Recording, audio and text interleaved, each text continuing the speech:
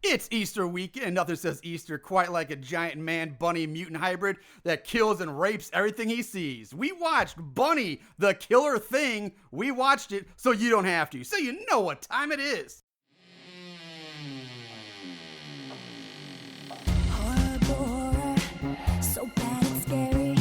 Splitting up is never okay. Plot, who needs it? Don't turn on the lights. Cars don't ever start, but that's alright. Running upstairs instead of out the door. Good acting, what do we need that for? Horrible horror, so bad it's scary. Enjoy the show, but not really.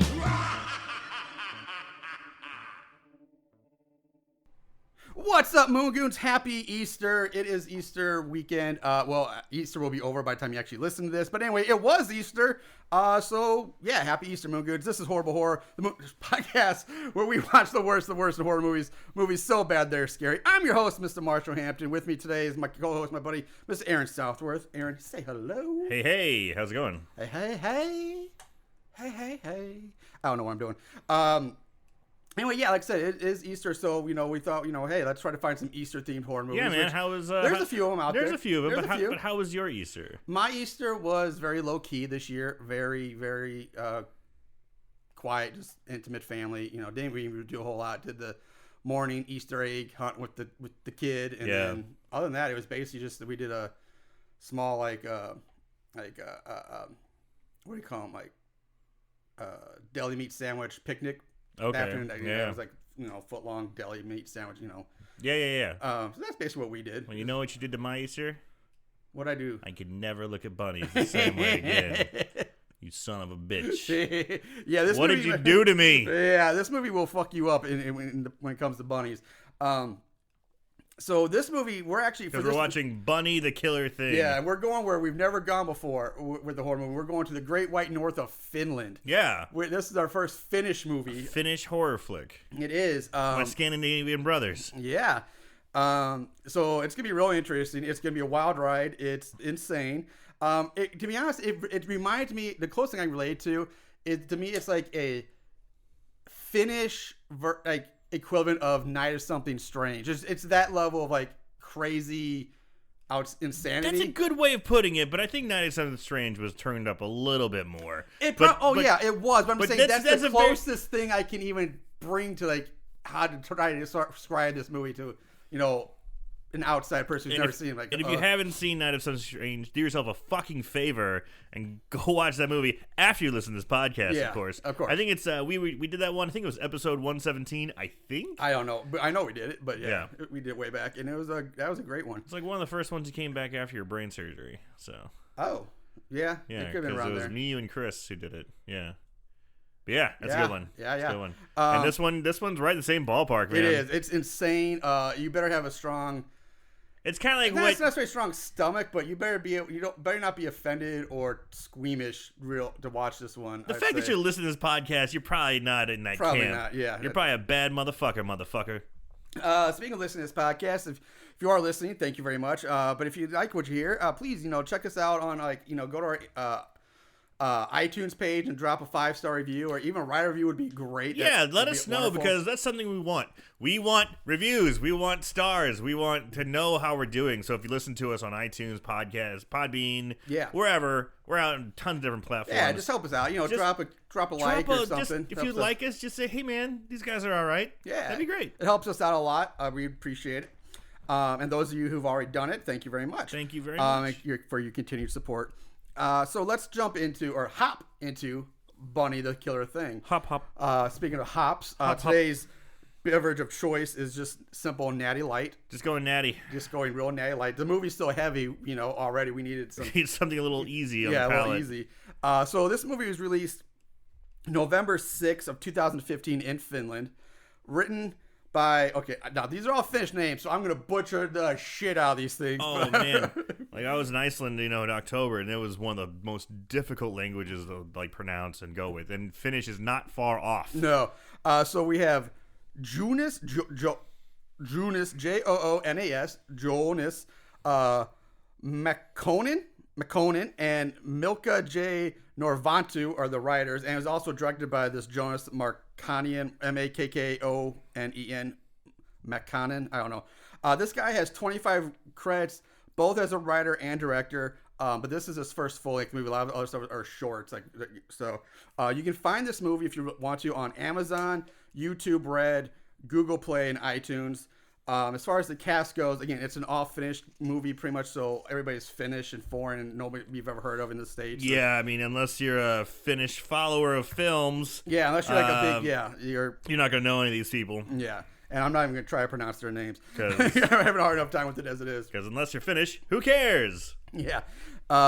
So, the movie, we open with, we meet this author, Mr. McRain, and his blonde bimbo bang buddy arriving at a small mountain cabin that overlooks like the beautiful and spacious Finland countryside. Mm-hmm. And we basically get the idea that he's come up here to find motivation or inspiration for his new book, which I guess he's hoping to find by banging this chick in the mountains. So hey, that's you need a muse. You got one. You got a beautiful countryside, and you got a big boobied blonde bimbo. Yeah, but it kind of reminded me of James Caan in Misery, how he goes off into the mountains and secluded area to be isolated as he writes. But this guy, instead of having cigarettes, he has a blonde bimbo to bang. Yeah. So they start to go into the cabin, but they find the doors already unlocked. But they go in anyways, and inside they find a man in an orange ski mask waiting for them. He looks at him and goes, "Hi," and Mr. McRain and the girl scream. They turn to run. When they open the front door to flee, they both get tased by two more men in ski masks. Yeah, there's a guy in the orange ski mask, which it has eyebrows on it. Yeah, like black duct electrical tape eyebrows. It's pretty funny. Yeah. And then there's a white ski mask and a black ski mask. Yes. And they tase them both and they fall to the ground. Yeah. But the chick goes into this ridiculous twitching She's fit. like having a hardcore seizure after getting just tased. I mean, it's so ridiculous that even her assailants just stand there watching her, staring at her. Like, but it goes on for a while. And finally, the man in the orange ski mask, he gets fed up with it. He screams at her, "Shut up!" And then just shoots her in the head with his shotgun. And blows her head clean off. Not just off, it explodes. Just gone. Just baboosh, gone. Head no longer exists. With this blood spurting out the neck stump, and I'm like, oh yeah. Oh yeah, I'm in. So that's our hot start. We're off. We black out and we come to we cut to some like dirty, quote unquote, like Saw-like room. It's kind of like it's a room I can imagine like if you wake up in a Saw movie. This is the type of room you're gonna wake up in. Yeah, it's dirty, poor, weird lighting. Yeah, like metal walls, like a metal shed or something like that. Kind of dirty and shits around. Yeah. Where Mr. McRain wakes up on the floor and he finds that he's been stripped down to his tighty whities and he's restrained at the wrist and I think the ankles too. I'm not sure. There's a quick shot of a bunny in a cage, like a lab rabbit, and then standing over him are a bald man in a lab coat and another guy that I'm only going to describe as a poor man's Finnish Sabretooth from the first X-Men movie. Just because he kind of looks like that. He's got like the fur coat on, the dirty long hair. Yeah. Like the facial. He's kind of like a poor man's Sabretooth. I could see that. Yeah. So homeless Sabretooth. Homeless Sabretooth, yeah. So the man in the lab coat pulls out this giant syringe filled with some kind of green liquid. Reagent-esque. Yeah, very reagent-esque. McRain begs and pleads with him. Labcoat has Sabretooth grab and hold McRain's head to the side so Labcoat can then eject the green goo into McRain's neck. Right into his neck. McRain screams in pain as the goo is pumped into his neck. He then starts to scream more while twitching and convulsing. He then rips his chain restraints from the wall, gets up, punches Labcoat in the face. Sabretooth tries to stop McRain, but McRain easily knocks him aside. He screams in pain again, goes out the front door. Right outside the door, the three men in ski masks, just like standing around, hanging out, just like smoking cigarettes or something. Who they turn and tase McRain again, only this time it has no effect on McRain. McRain punches all three of them, leaving them down and out, and he runs off screaming into the night.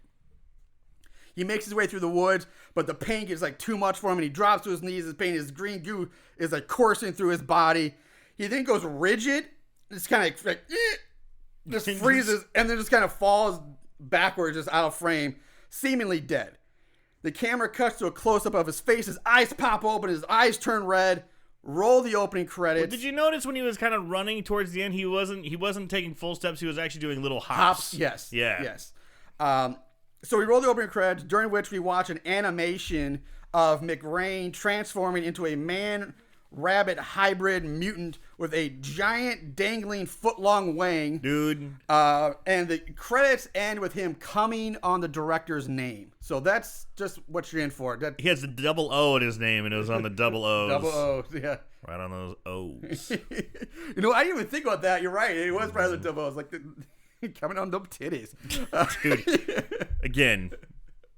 Buckle up, buttercups. Yeah. You better not be offended by dicks. No, this may be one of the, just like Nice Range. This may be one of the more offensive movies or shows we're gonna have. Oh Jesus! It's gonna get really, really rough. So much rape. So much rape. So now we meet two of our core group of characters. One of them ends up going by the name Mr. White later in the movie, so that's why I'm just calling him from here on out because Mr. White. Mr. White. That's I think all his you name know. is Mize. Missy. It's like M-I-S-E or something like that. Yeah, but just Mr. White. Fuck it. So I don't really know the other guys' names at this point. So we have Yari, who is with Mr. White, watching a music video of pop star Laura Jessica Svensson while talking about how he's going to warm up Emma this weekend and get that pussy. Yeah. It's so weird because they're speaking Finnish and it's just like it's weird to read it. Yeah. It's weird to read the banter. I guess they're having good banter back and forth. Guess so. But it's just kind of funny reading. It's like, I'm going to get the... He said pussy. So mature. So the two of them, they banter. And then they bust in on another character named Jesse. And they catch him jerking off. Now, keep in mind, these two, Yari and Mr. White are like easy in like the mid to late 20s, early 30s. Yeah, they're like in their mid to late 20s. And Jesse's like 15 or 16. Yeah, he's just like a teenager. Yeah, he's not quite. So, at most 18. That's max. Oh, no way. It's even 18. Yeah, he's like 16, 17. So they catch him jerking off to a picture of Nina, who we soon learn is part, which we'll meet in a little bit. They'll be meeting up in the group. Yeah. Hearing that Mr. White and Yara need to get going to pick up Sarah and Nina, Jesse like, oh, you're going to pick up Nina? Oh, let me go. I want to go too. They're like, nope, we're out of here. They leave him behind. And you can't come. Yeah. No kids allowed at the cabin. Now, we cut to our three main girls getting ready. So this is where we meet Sarah, the blonde girl, Nina, and Emma. Now, Emma, for some reason, wears one of those like white surgical masks throughout this entire movie for some reason. She's wearing a surgical mask on her face. It's like you see like Asian women walking around like Hong Kong or something like that. Like or paranoid coworkers. Yeah, I got a paranoid coworker who still is wearing a surgical mask right now because she doesn't want to get sick. Wow, she's fucking crazy. Yeah, she's one of them guys. Anyway, yeah, but you get the sense that it's not that she's paranoid about getting sick. No, it's just weird because it's one thing they never really explain why she wears it, but we'll come back to it later. Anyway, the girls sit around and chat about Sarah's tits and they're talking about her tits and the girls. We have Nina, Emma, and who is the one? I think we have Nina Maria and the Santa Maria, right? Nina the pizza and the Santa Maria, whatever. No, it's Sarah, Nina, and Emma. Sarah, yeah. Sarah's got a weird. There's something a little off about her. Like she just seems to have like 1,000-yard stare. Like she's kind of Sarah? Or are you thinking Nina? Sarah's the blonde girl. Oh yeah, I guess I'm thinking Nina. Yeah, you're thinking Nina. She seems to have 1,000-yard stare, and I think that she's an exchange student or she doesn't speak Finnish as well because she's speaking English at this time. Yeah, that's one thing about Scandinavians, man, is that they can speak English like fluently and then their home native language. Us fucks, we'd be lucky if we speak Spanish. Yeah. Outside waiting for them is this hipster-looking Finnish guy whose name I don't know at this point. I just call him hipster throughout the whole movie. I think it's Ehrlich. I don't know. I don't know. I think it's like Tumis or Thomas. It's like a weird. Oh yeah. But I just call him hipster. The other guys pull up as the girls come outside. They all load up. They head off on their trip. We jump to them making a pit stop at this roadside shop. It's not really a gas station because there's no gas pump. It's just like a little roadside general store or something. Like a small gas, like a bodega, just a small like. Just a little, general buy store. Some food there. A convenient mart just without the gas. It's bigger, yeah. And here we see that hipster is wearing a shirt that is apparently part of Emma's fashion line. So Emma's supposed to be a fashion designer or something, or was. And the logo on the shirt looks suspiciously like an abstract female vagina, which comes into play later. Mr. White finds Jesse hiding in the back of their ambulance. Yeah, by the way, they drive an ambulance. Yeah, but when he's talking about the vagina on his shirt, he's just like, oh, yeah, Emma designs this, because Nina's looking at it. Nina's looking at it, and he's like, oh, you like my shirt? I saw you, it's Emma's design. Also, she makes great underwear, too. Yeah. He, like, tips her off, and it was like, he's getting a little pervy. He kind of, like, winks at her, and he keeps saying, okay, let's go. Hop, hop. Let's hurry up. Let's go. Let's get our food. Hop, hop. Hop, hop. He does say hop, hop. Hop, hop. I do like that. I wonder if the Finns say that, or if it's just like a weird thing for the movie. That's probably. I would say you write what you know. They probably say it. I wonder if I'm gonna start saying that. Hop, hop now. Hop, hop. I swear to God, if you start telling me to hop, hop, I'm gonna slap you. If you tell me to hop, hop, I'm coming at you so hard. Coming at you so hard, bro. No. So anyway, they find Jesse hiding, like basically a stowaway in the back of the ambulance, and so an angry Yari grabs him and asks Jesse what the hell he was thinking. Like, what were you doing? What were you thinking? And Jesse responds, pussy. Like, he's thinking about pussy. They both just kind of look at him and they get like a big laugh at it. And they're like, all right, kid, you're all right. You're all right. So inside, Emma tries to buy some beer, but the cashier asks her to remove her mask for Yeah, she's checking her ID, but she's wearing a fucking mask. Emma refuses, and this catches the attention of two policemen in the store. So Emma pulls her mask down, and we see what's under the mask. And it's just like, maybe she has herpes or something. Bad case of herpes or like a rat. Some bad zits. Yeah, I mean, you're thinking, I'm going, oh my God, is she going to be like Melina or Baraka or something like that? Like, oh, fucking, like, no. I was expecting maybe like real big buck teeth. Yeah. To kind of go with the rabbit theme, possibly. I was thinking she's going to have some, like, maybe whiskers or something underneath there. Oh, that'd be, Jesus. Like, I didn't think that at all, but I was thinking something like that, but no, it's just like herpes. It's just like bad acne. It just looks like a bad cluster of acne or something. Yeah, it's like, what? Either she's got like a medical condition, or she's one superficial bitch. Yeah, like it's like because it's not bad at all. It's not a reveal. Yeah, it is. Because even the lady who like looks at her, she goes, "Okay, thanks." Yeah, she doesn't go. Ugh. Yeah, there's she's no like, reaction. nah. She's like, whatever.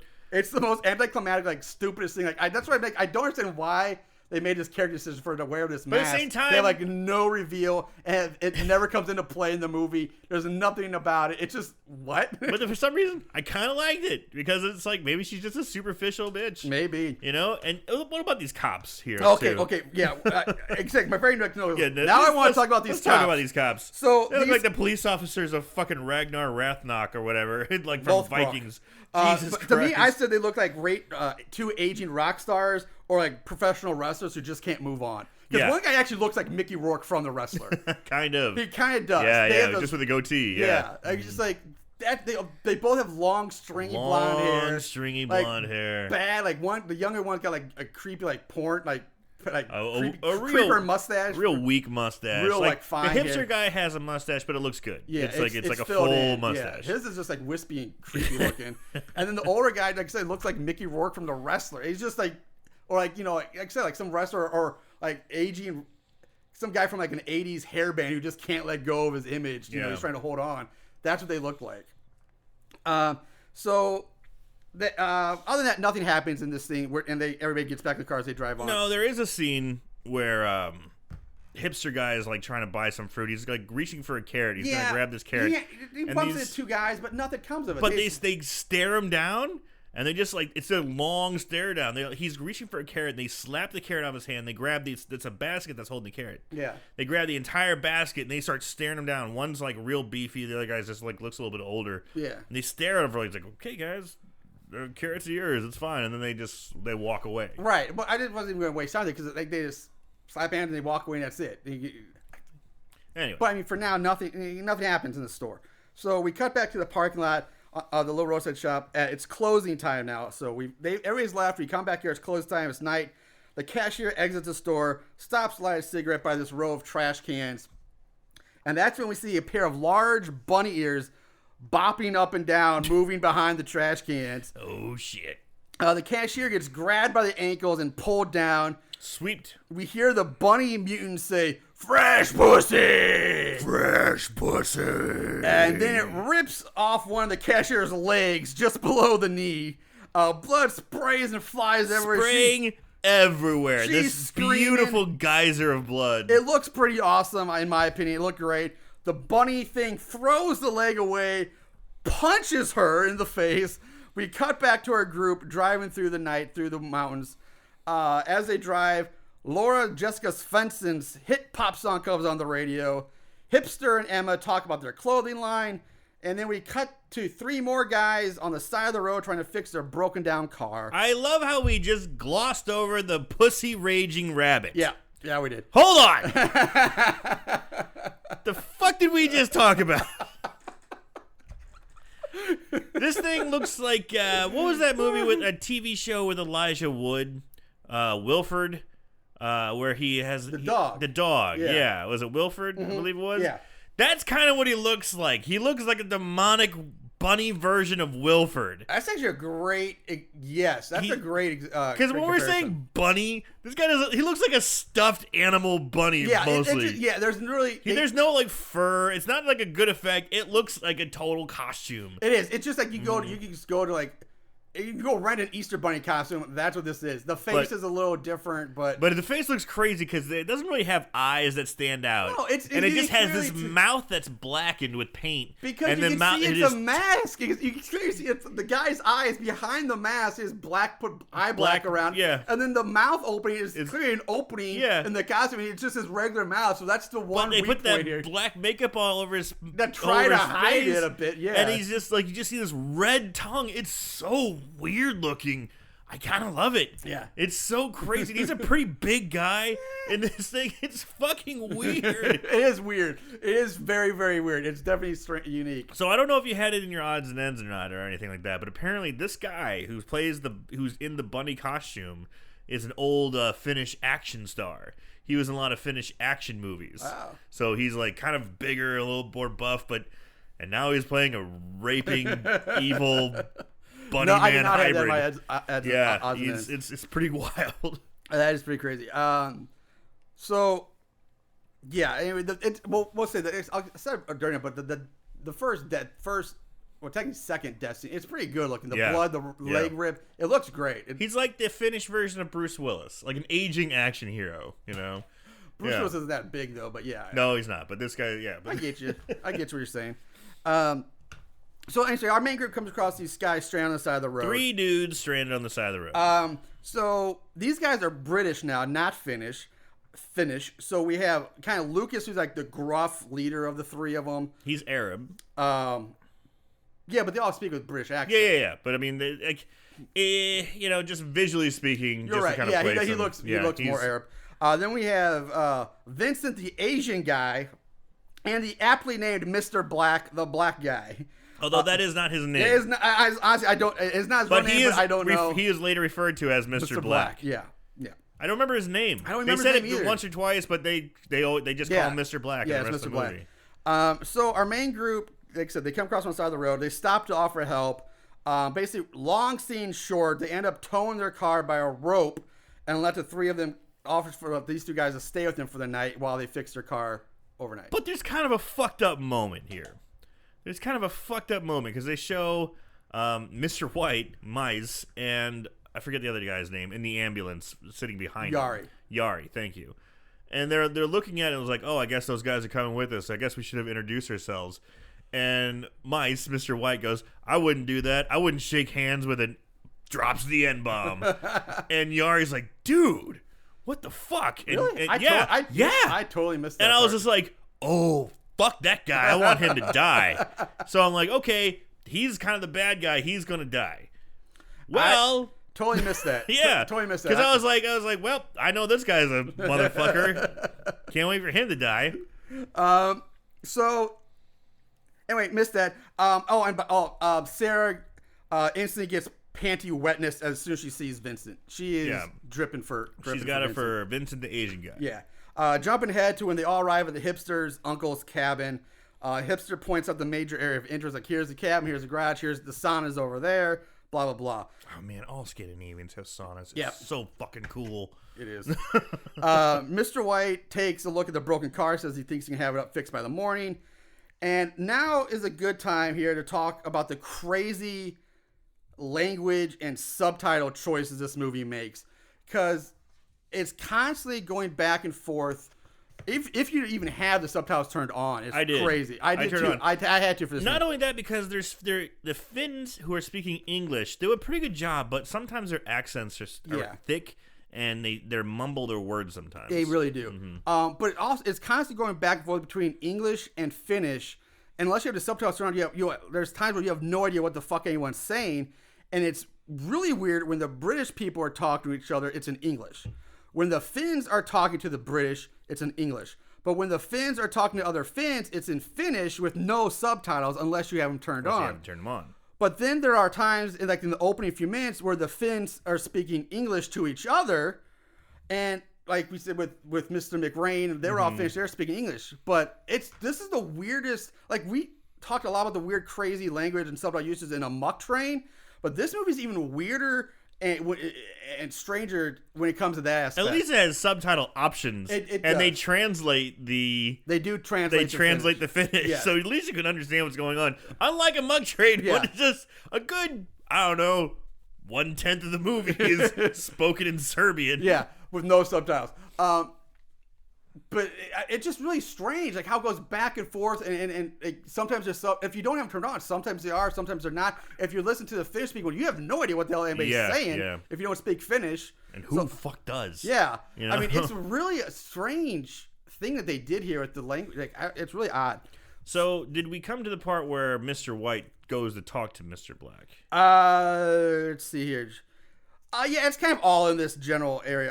Because we have Mr. Black and Mr. White really hit it off, and they head to the garage to start working on the car. This is where Mice meets the black guy who just recently called him an N-word, and then he comes up to him and he's just like, "Can I call you Mr. Black?" And I'm like, "Man, he's really being a motherfucker." And he's like, "What?" The black guy's kind of offended. He's like, "What the fuck is wrong with you? What the fuck?" He goes, "No, you can call me Mr. White.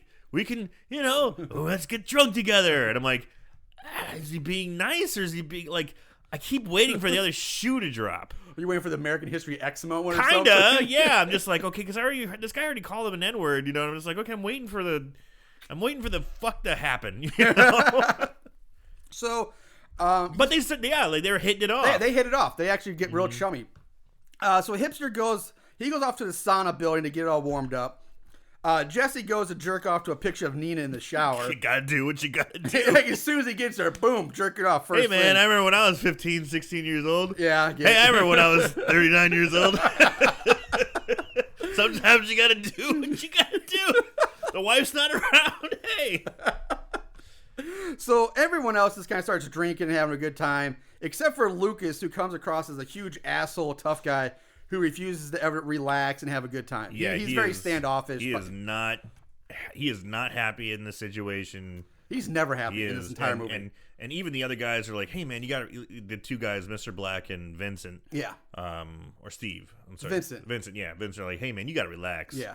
And he's like, "Fuck you." It's like real aggressive. Mm-hmm. He seems to be like the leader of the group. Yeah, he comes off as the leader. So we cut to the sauna building where Hipster is lighting the fire. Outside through the window, we see the bunny thing pop up real fast and then disappear. Hipster hears a noise from outside. He carefully opens the door and finds himself face to face with Bunny Thing and his giant slimy dick. And now we see Bunny Thing in his full glory. Yes. We see him in his full glory, whereas before he was between two dumpsters when he killed the... Yeah, and you only saw, it wasn't the full reveal. It was now we have the full reveal, and he has got a fucking hog on him. Dude, it's easily a foot long, and if just not flops long, everywhere. It's a huge, ridiculous cock. Yeah. BT, Bunny Thing...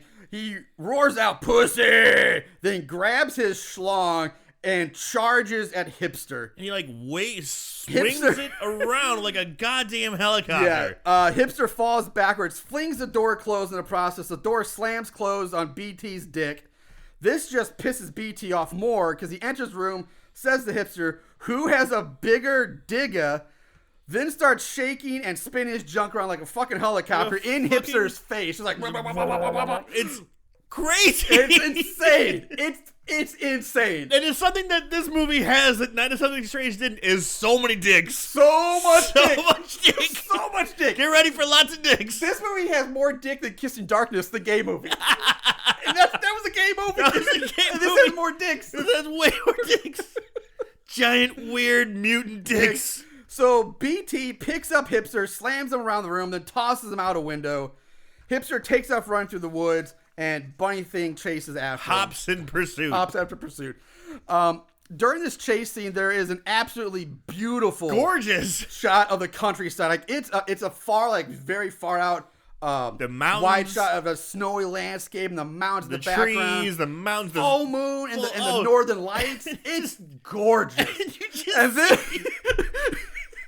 And then the beautiful serenity is broken because you see Hipster running and screaming across the street, trying to run through the snow. And running through the snow is hard, so he's tripping and falling, trying to keep up. And this bunny's going, pussy! Yeah, like hopping. It's a hybrid hop/run, and you see it's all in silhouette because it's so far away. But you see his giant dick flopping up and down as it's going across his face, and it's yelling pussy. It's fucking hilarious because it's just the way it's set against. It's so beautiful. And I was watching this with my wife. She goes, "Oh, that's beautiful," and then she's like, "What the fuck are we watching?" And she goes, "Well, it's a gorgeous shot." It is. Back in the cabin, Vincent and Sarah, they're flirting while Nina just kind of watches them, kind of like gives him a stink eye from another room. Jesse has his hand in his pocket. He's done jerking off in the shower, and now he's back in the room with Nina, sitting across from her, and he's already going back at because he's got his hand in his pocket, and he's like jerking himself off in his pants. How much ammo does this kid have? I mean, 15, man. I guess you could turn around and like your turnaround time is real quick back then. Yeah, I remember being sick, and I think it was I almost hit 20s. Yeah. One day when I was sick, and I'm like, I'm bored. I'm gonna see how many times I can do this. I don't remember how many I got, but I know it was in the upper teens. Yeah, I mean, yeah, and that when you're that time, that age, we've all been there. So he's staring at Nina while just jerking himself off in his pants. And now we cut back to Hipster being chased. And now we get the first penis cam. Because it's the point of view from the mutant penis, which is pretty funny. It's strapping a GoPro it's like on a giant dick. On a giant dick. That's pretty much what it is. Like right at the shaft, like right at the base of the shaft. So you get the full view of the dick. Full extension of the dick. Of the erect rabbit cock. As he's in hot pursuit of Hipster, who's falling and tripping in the snow. Hipster spots another cabin, makes a run for it. He bursts in through the front door and finds himself in the middle of a sexy birthday party. There's 3 girls all in lingerie, one who is topless with her tits out, and the scrawny, goofy-looking guy, while another guy and girl make out on the couch. The party goers not upset at all by the sudden interruption. Like, hey. They actually invite Hipster to come in and join them. Hey man, what's up? And the topless girl is instantly love struck the moment she looks at Hipster, and she starts dancing all sexy for him. But the party bliss is quickly disrupted by BT because he comes charging through the still open front door. He roars, "Smells like teen pussy!" Yeah.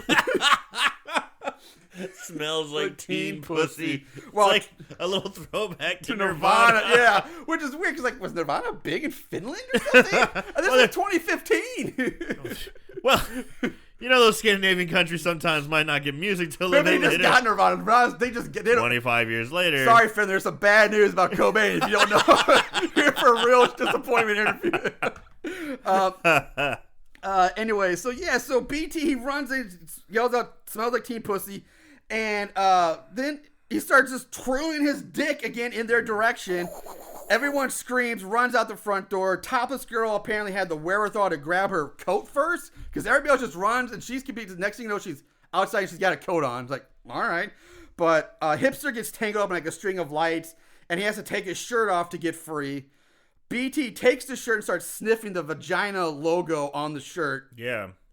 Hipster sees an opportunity to attack, so he pulls his belt off to use it as a weapon.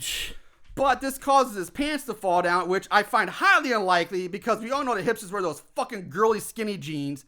And those skinny jeans are so fucking tight on this guy, there's no way they'd fall down on their own at all. How do you know it's not the style in Finland to wear them a little baggy? You saw the guy what he's wearing. You're fucking butt-tight skinny jeans. He is, yeah. I thought that was a little weird, too. There's no way those things would fall down. Wearing a belt with those is more... What if he does all the running, and then they kind of start to work its way down a little bit? And maybe those undies are so slick and smooth because they are designer undies with an actual design on them. Yeah. Well, all right. Let's talk about. Okay. The jeans are so damn tight that the belt is basically just a visual accessory at this point. It's not serving its purpose to hold the pants up. Ties the outfit together. Right, but it's not holding them up. So when he takes off the belt, the pants should not just drop to his knees. Yeah, it was pretty dumb. But whatever. So anyway, BT looks up, screams, fresh pussy. Hipster looks down at his underwear, and we see that the Vag logo is front and center on his crotch because he's wearing Emma's underwear, who makes she also designs underwear. Yep. Wink, wink. So he's like, oh shit.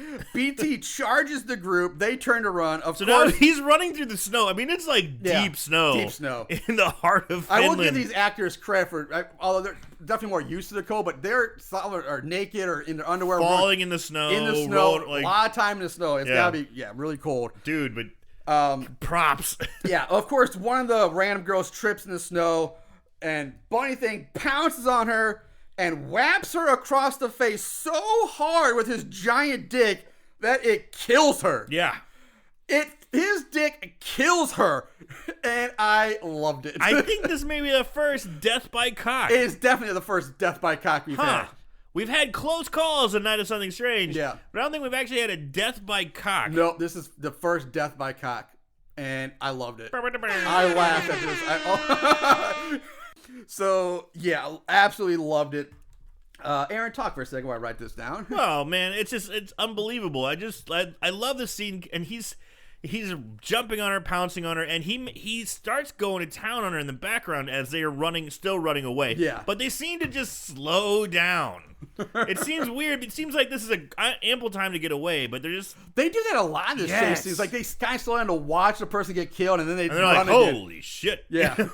So, I mean, I guess it's kind of to help the movie so the bunny's always in hot pursuit, but still picking off people one by one because he's raping her corpse. He is. So you can make a lot of distance between the two, but they stop to watch. So we go back to the garage where Mr. White works on the car while drinking with Mr. Black. Again, they're continuing to bond. They're getting real chummy, real buddy-buddy. Like, Mr. Black gets a little touchy when Mr. White tries to open the trunk, though. So now we know there's something going up with these guys. Like, you kind of already know that something's up, but you really get the idea. He's like, hey, man, don't open the trunk. Don't open the trunk. Something's up. He's like, okay, man. And again, this is what blows my mind. Up to that point, like, Mr. Black and White, they're, like, really laughing. They're, like, hugging each other, almost arms around each other, like, getting along. And then all of a sudden, hey, don't touch that trunk. And he's like, all right, cool. And then they go right back to... I know you missed it, but it really stuck out to me when he dropped that N-bomb. And he was just like... He's like, I don't shake hands with it. And now they're, like, bosom buddies. And that's why I'm like, what is going to happen? And I can't believe you missed that part. I totally did. I've watched it twice, too, and I missed it both times. So we go to Nina, who leaves the cab, and she sits down on like a snowbank, and then she has a stare down with a squirrel that looks like it stuck its finger in an electrical outlet. Well, it's a red-tailed squirrel. Yeah, okay. They have that weird little fringe on their gorgeous squirrels. They're really cute. And you know what's funny is that the actual North American gray squirrel has now been is a non-native species over in Europe, and now it's gotten over there, running wild. It's destroying everything that the red-tailed squirrel has, and it's destroying. It's such a fucking nuisance. They're like, people hunt them down and kill them. That anytime they see something, because I had a comment on that later. But this was not a gray squirrel. No, this was not. This was a red squirrel. It was a red squirrel. And he just like walks up to the squirrel, which doesn't run away, by the way, which is weird, and kills the squirrel by stomping on it. Stomps on it, and then like rubs her heel down it, like rubs it into the ground with the heel of her boot. And I'm like, that is so weird and so strange. Like, what? What's like? She just randomly kills a squirrel. Now I want that bitch to die. Yeah, I do too. So inside, Vincent and Sarah continue to flirt. They hit it off. Yari is trying to get Emma to show him the color of her panties. Sarah is super hammered. She ends up getting sick. We go back to the group of party goers getting chased through the woods. You're going so fast. Well, there's so much in this movie, and there's so much going on. There's so much. I know. So we're back to the group being chased in the woods. Bunny Thing catches another girl by the ankle, pulls her back towards him. he rips her top down and starts going to town on her nipples. Like, he is motorboating the hell out of her. Just working those nips. Yeah. Hipster and the topless girl in the coat and the third girl stop running here for a moment. Again, That's what I'm talking about. But they stop, and they don't attack the bunny they stand, thing. Because then Hipster and topless girl have like a meet cute flirty moment while the sounds of the other girl screaming and getting mauled by bunny thing are heard like right behind them. Like, so I mean, you see them in the foreground, and just yelling "Pusser!" And like, if you look between their heads, you see bunny thing like raping this girl in the background, and they're just like, "Oh, you're so cute!" Oh, and they're having this dreamy moment. And topless girl pulls out a cell phone to call for help, but that's when bunny thing gets up to them. They run off again. They run off again. Vincent is caring for Sarah, who's thrown up in the toilet now, so we go back there. Yeah, so Sarah's so drunk. Yeah.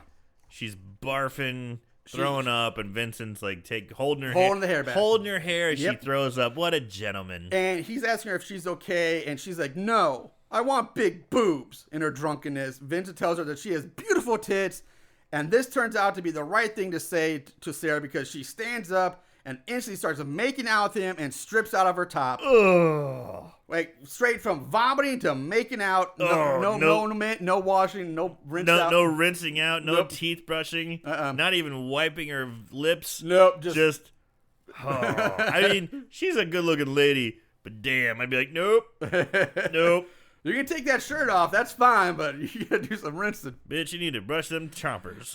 So she lets Vincent fill up her boobs. She takes off his shirt. They're about to get it on when she has to throw up again. One more bout of vomit. We cut to two policemen we saw at the roadside shop earlier. They're talking about getting an alert call, and the younger one thinks it's a prank, but the older guy says, nope, all alerts have to be checked out. We gotta go. So the younger one then fills him in what the alert was, and he says that a giant animal is after tourists. It has an enormous penis, and it speaks English. And that's the scene. Like, all right, we gotta go check. I did like that, but I like this scene with these guys in the car because they're playing it so straight but kind of peculiar.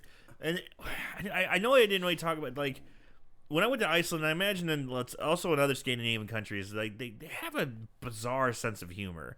It's a little more dark, a little more dire. I would imagine it's dark considering this movie, what we're seeing. Yeah, so. But I just like that scene when he goes, I don't know, when he tells him about the situation, he goes, I don't know, do you smell that? And he's like, they both just start smelling. He goes, it smells fishy. Yeah. And I was like, I kind of like that. So now we jump back to Jesse sneaking into Sarah's room. He goes through her bags and pulls out one of Sarah's thongs, which he starts to sniff. Classy, but he's 15, so whatever. Still not a good move. So he's sniffing her panties.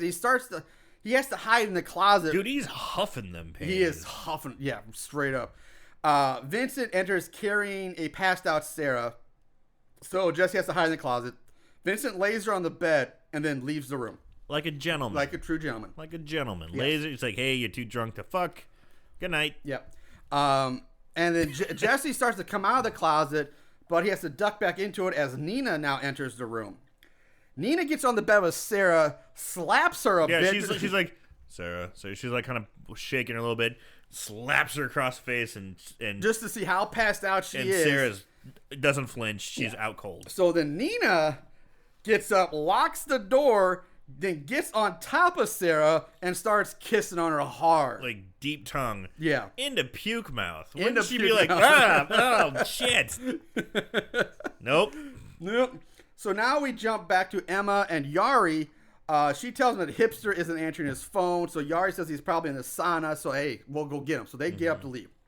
They go to the sauna. They find it empty, but Yari finds a pair of glasses on the floor. Yeah, so Hipster was wearing a pair of glasses, and the glasses of course he's like wearing glasses. He's a hipster. The glasses are shattered. Yeah, the lenses are broken. One of the lenses is broken. And Emma steps in a giant puddle of cum, which is disgusting. Yeah, she's just like, what is this?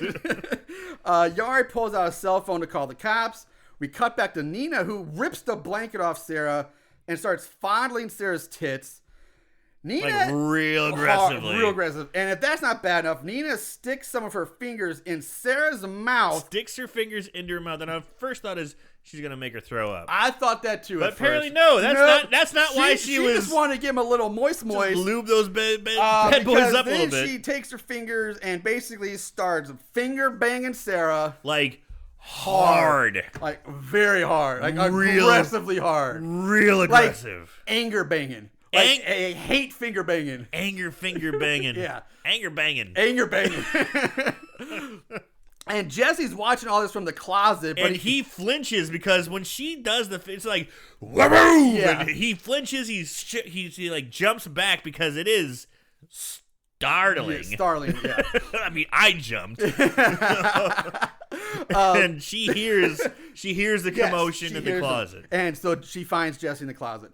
But we go back to Yari and Emma. Yari tries to comfort Emma, who starts crying now all of a sudden. I don't really know why, but she's crying. She hugs him. Well, I mean, it's like they're not in real danger. There's no sign that anybody's dead or hurt. She's just there, and like all of a sudden she just starts crying. I'm well, like, what? No. I might have been wrong, but I thought that Emma and Hipster were brother sister.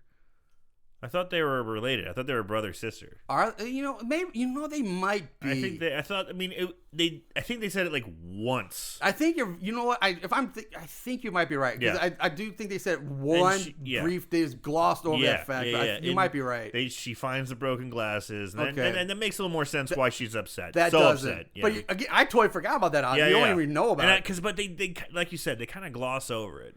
Yeah. Okay. So that makes sense.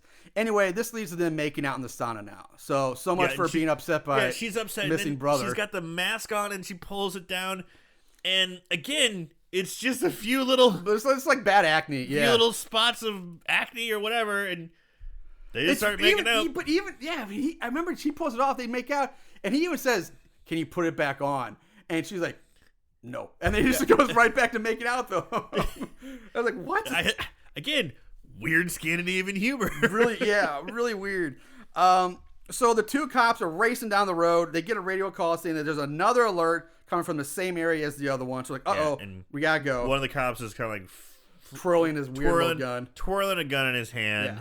And he goes, I wish we would have, after getting the second call, I kind of wish we would have gotten more guns. And the other guy goes, yeah, me too. And then do a wide shot, and the back seat is just full of guns. How did I miss that full of guns. Again, Jesus. I was like, It's just, because they just show the one guy with a gun. Yeah. Just one handgun. And again, in a lot of European countries, the police do not carry guns like in the United States. Every motherfucker has a gun, like a sidearm. I think that in Britain too. Like they don't carry guns. Right, and then the same thing. A lot of European countries, they don't carry. The police don't, especially. Dude, Scandinavia is like one of the safest places in the world. I know. Yeah, Finland especially is actually one of the best places. Yeah, in the world. They don't carry guns often. So I want to go to. But it's funny. I want to visit Helsinki because you see them have one gun, and you think, okay, it's one gun between the two of them. But then when they did that wide shot, the back seat's just packed like it's like a Gatling gun and like other like rifles and stuff. I missed that too. Like I must have looked away at the exact same point. Watch time and notes. I missed it completely. But again, it's tough because you got to read the subtitles of what they're saying, and then you're probably trying to type your notes, and you gotta because you're looking down at what they're saying. You can't appreciate the actual screen as much when you're reading subtitles all the time. Wow, that's it funny. was funny. I was like, that is funny. Pretty funny. So we cut back to the group in the woods now, and the third random girl, she also trips, gets caught by a bunny thing. Meanwhile, Hipster and Topless Girl stop, and they share another moment. And they kiss. They start making out. Like, oh, but they again as her friend, as this girl's getting like raped and mauled behind them. Yeah. So they decide they have to split up, but they make out a little bit more. While, like I said, but girls getting thrashed with BT. The Topless Girl says to Hipster, "If only time and place were different," and Hipster quickly responds saying, "I know, I'd fuck me too." And then they split up, run in opposite directions, just as Bunny Thing lunges towards the two of them. Bunny Thing decides to go after Hipster first, who then takes off his underwear, throws them at BT, hit him in the face, which BT starts eating the underwear now. And that's when Hipster, he's backing up. He's been running for a bit. He backs up, and he gets smashed by the police car coming down the road. So, and now... Oh... Hipster's dick must be made from like fucking adamantium or something, because apparently it's so hard that it alone punctures the glass windshield. His cock and balls burst through the windshield, but that's the only thing that burst through. That's the only thing. That's what I'm saying. And the thing was, it's not like he had a hard-on when he got hit by the car. He had a flaccid dick. So like, what is his dick made out of that it shatters a windshield? And this asshole's been running through the snow. Exactly. There needs to be some shrinkage. But this fucking Viking has got solid 8. He's got a fucking hog. A solid 7, 8, and it's smashing through a car windshield. The cops are screaming while they're driving down the road. The naked hipster's plastered against the windshield with hipster's dick swinging back and forth in the cop's face, flopping around in the face. Eventually, the jagged glass from where the penis punctured through. He takes her and it severs hipster's dick and balls. And hipster goes flying off the car, which somehow still managed to stay stuck inside the windshield like a suction cup dildo. The cops then end up driving off like a steep hill. It rolls all the way down, comes to a stop at the bottom, and then there's like a half a beat, a pause, a second, and then the car just fucking explodes. Just mushroom cloud, boom, just gone. Just gone. Amazing sequence, but what the fuck? What is that guy's cock made of? Exactly. Are you kidding me? Jesus Christ. I mean, I imagine maybe getting a little hard when you're making out with the girl, but at the same time, you're being pursued by a giant bunny thing who's raping, killing you, killing you, everything. You just took off your underwear to throw it at him. It's easy, like 20 degrees or colder. You gotta be cold, and then you get hit by a car. But the dick is the only thing that punctures the windshield. Smashes, punctures right through that fucking windshield. And then when it gets severed off, it doesn't fall into the dashboard. It's still stuck to the windshield. And I love the noise, like it's just like like flopping around, right in like the older cop's face. God. So we go back to Jesse and Nina sitting on the bed and talking about she's caught him in the act, and they caught each other really.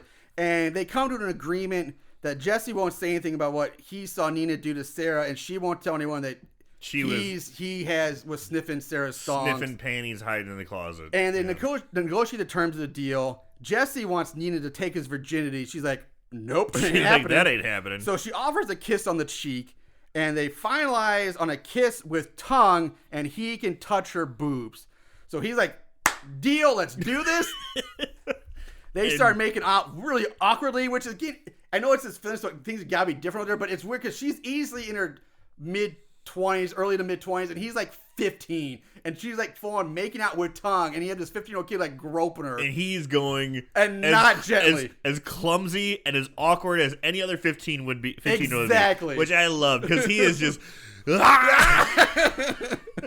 Just ramming that tongue into her mouth. And the hands, it's like the iron claw in her tit, man. Like, oh! Carrie Von Erich, iron claw in that titty. Yeah, he is. Just trying to pop it. Oh, God. And she's very just like, she's stoic, yeah. But just like just letting it happen. Yeah.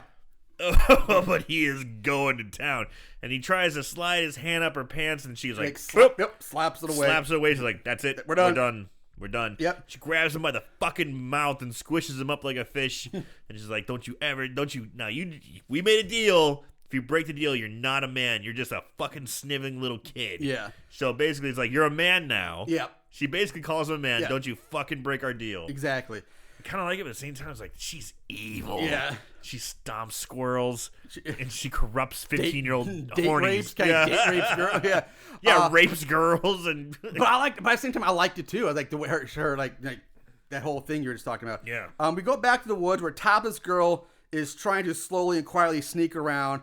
She hears Bunny Thing lurking nearby, but she turns around, sees BT stroking his giant dick from behind a tree. So you just see kind of a tree and like a dick sticking out from behind with a hand jerking it off.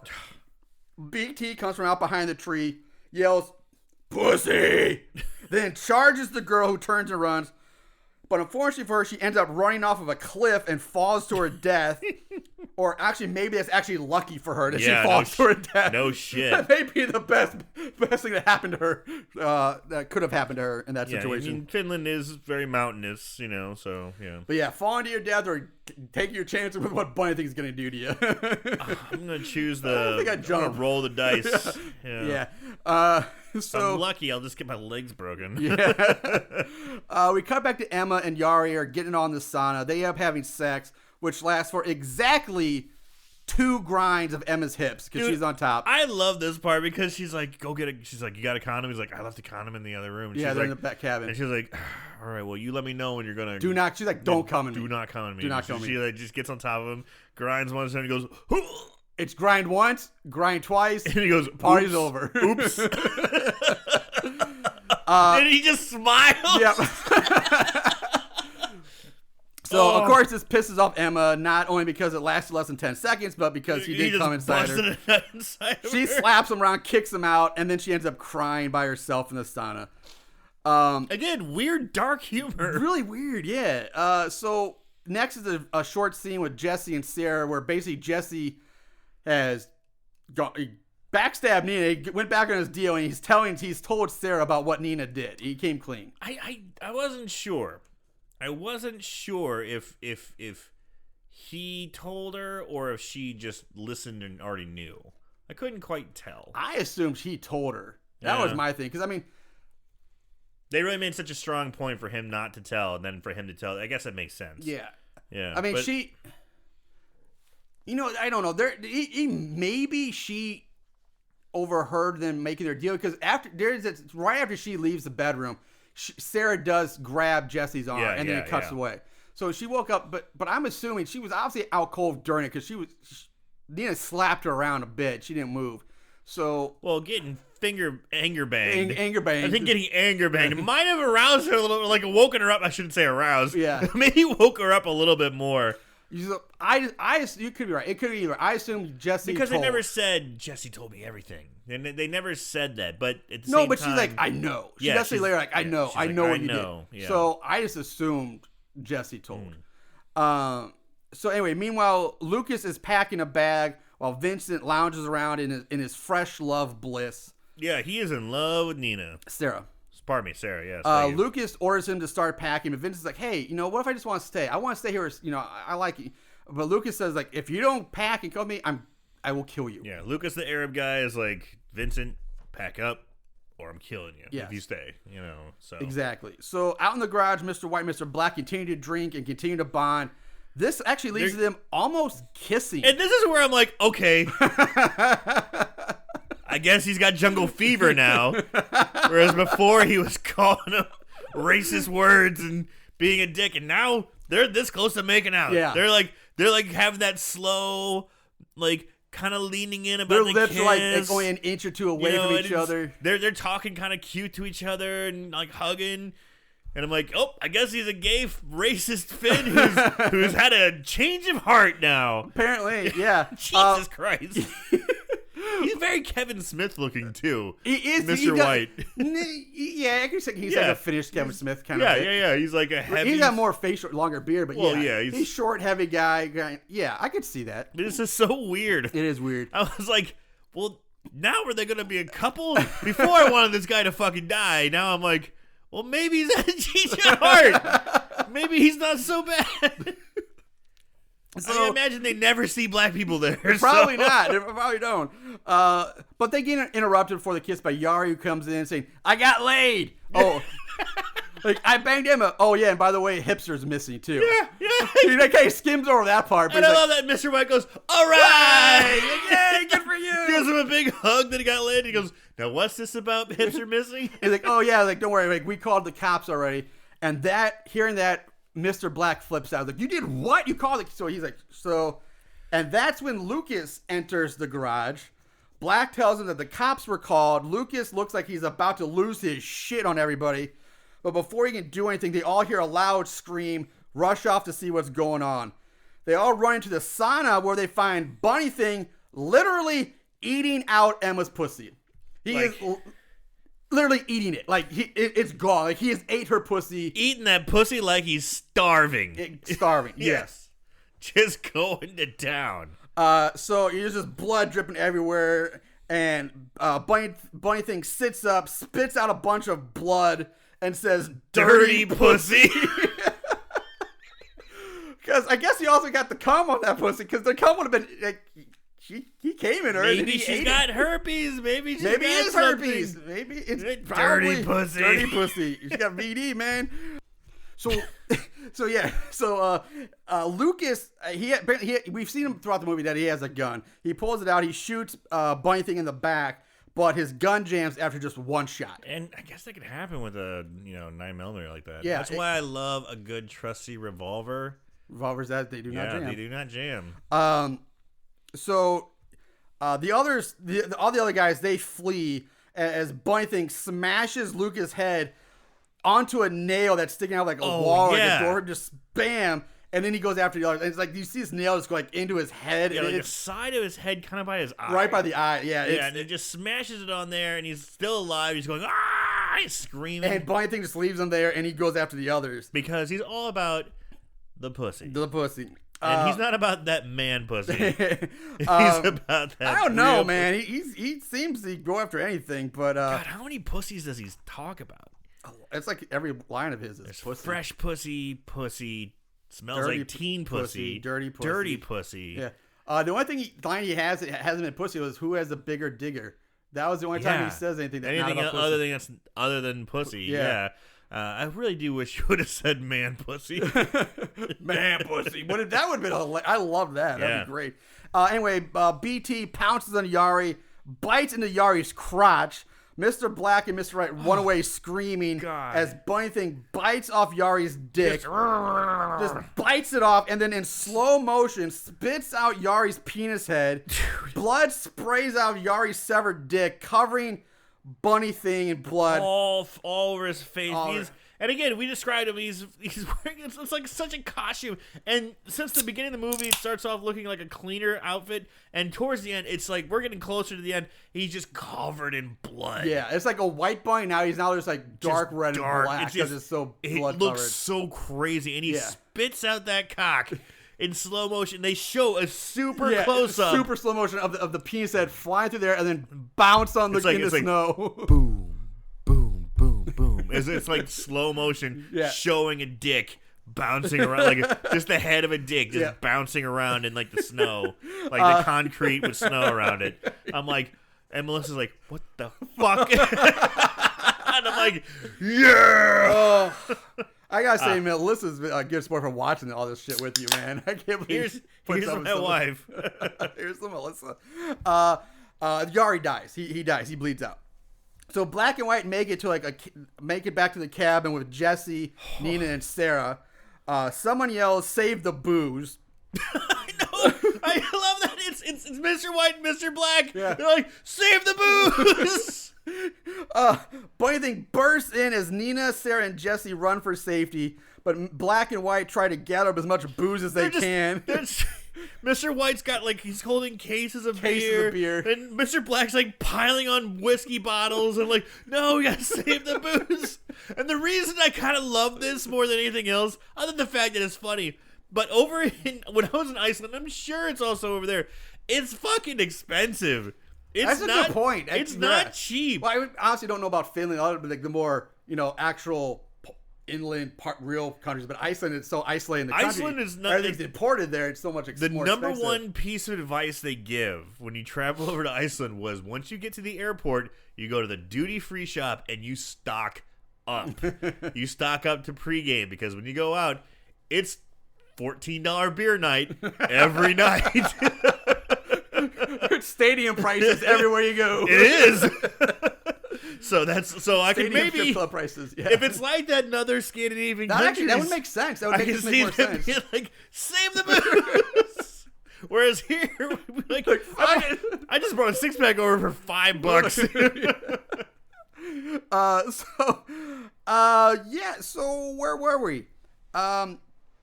Okay, so Bunny Thing seems to leave Mr. Black and Mr. White alone for now, and he goes after the pussy. We see Jesse in a tool shed, or storage room area, where he suddenly goes all Dead Rising, and starts to like MacGyver himself some weapons using duct tape and various objects. Yeah, I saw he's hiding. He looks around. It's very Edgar Wright in a way. It's like, yeah, like kind of panning to different items in the room. But it's straight up like, like you've played the Dead Rising video games where you just like, combine various objects to make these weapons or like MacGyver. Weird, that's basically what he's doing here.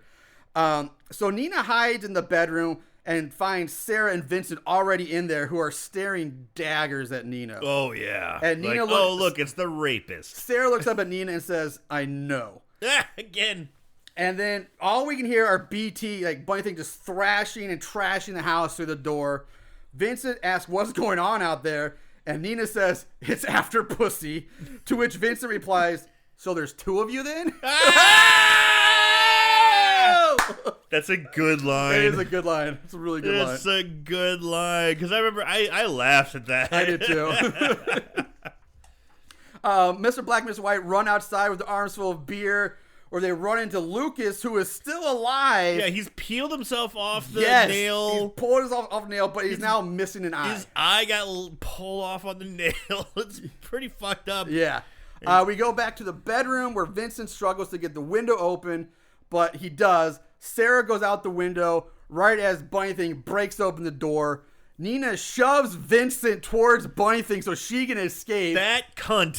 But at the same time, it's like, I love that's totally what she would do. Like, she's just take him, not me. Fucking evil cunt, I tell you, man. The guy gets the window open and she pushes him back. But at the same time, I love her. She's so evil and wrong and despicable. But at the same time, I love her character just because she does have personality. You can see it. Whereas like Lucas, they try to make he's supposed to be an evil bad guy too, but there's no like development to him. He's ever on scene. Every time he is, he's like, Pack.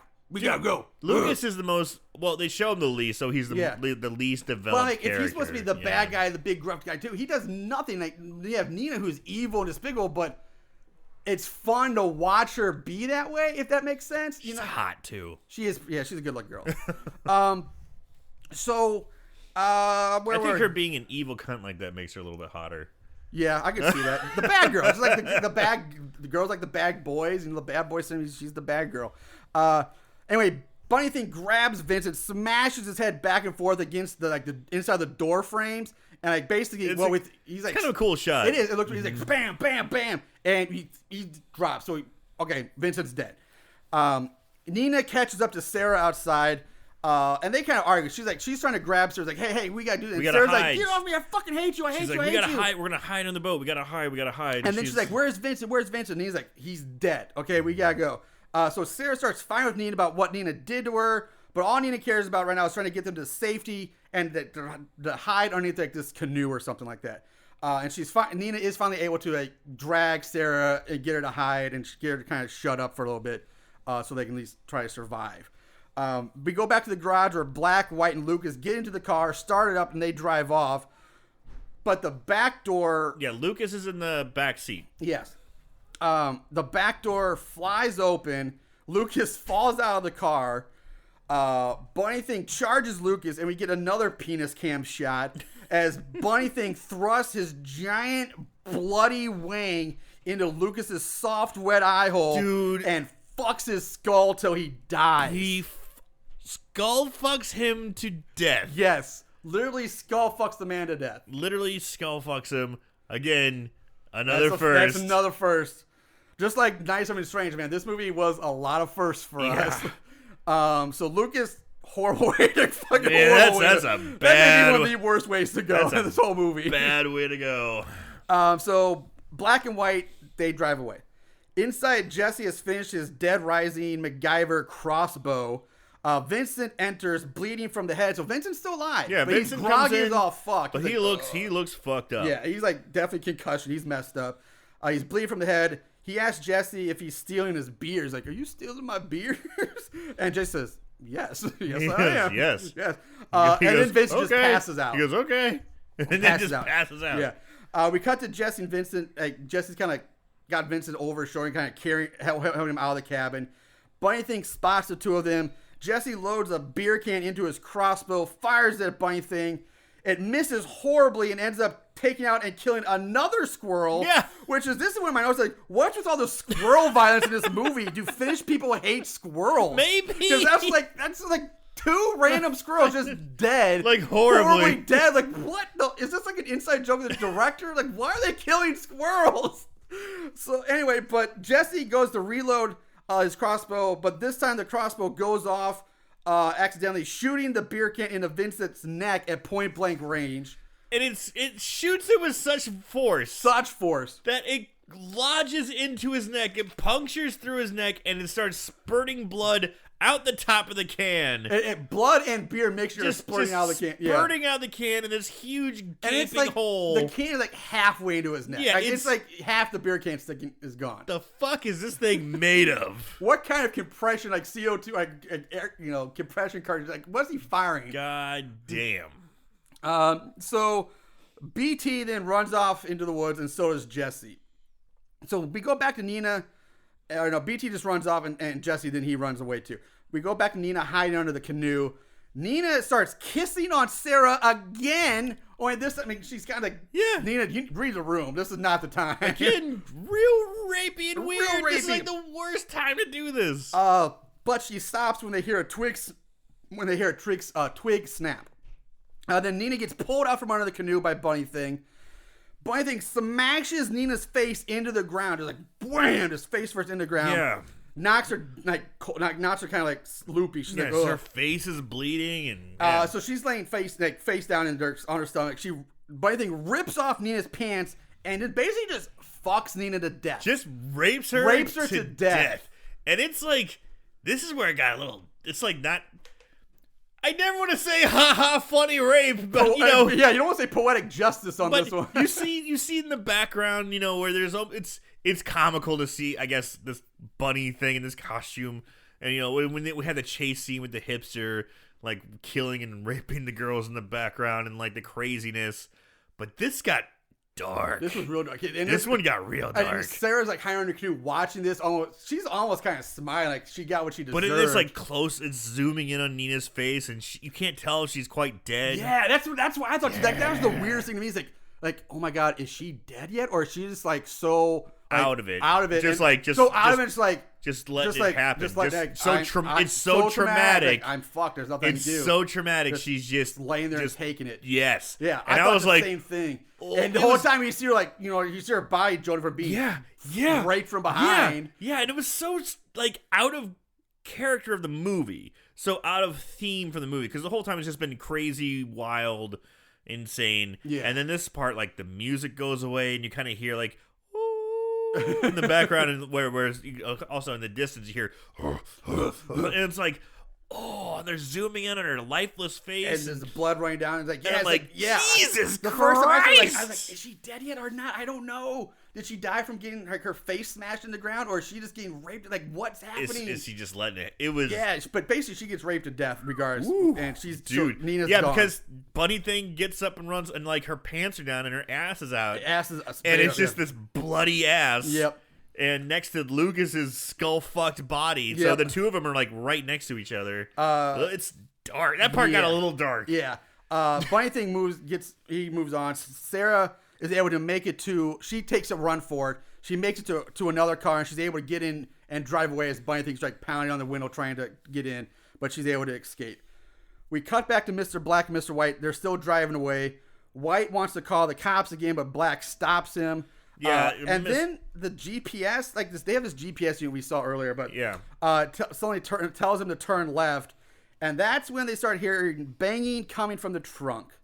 White demands wants to know what's in the trunk. Yeah, he's like, "What's in the trunk, Mr. Black? What's going on?" And this leads to them getting into a fight, which almost causes them to crash into the flaming remains of the police car. They're kind of slap fighting each other. Yeah, it's a slap fight.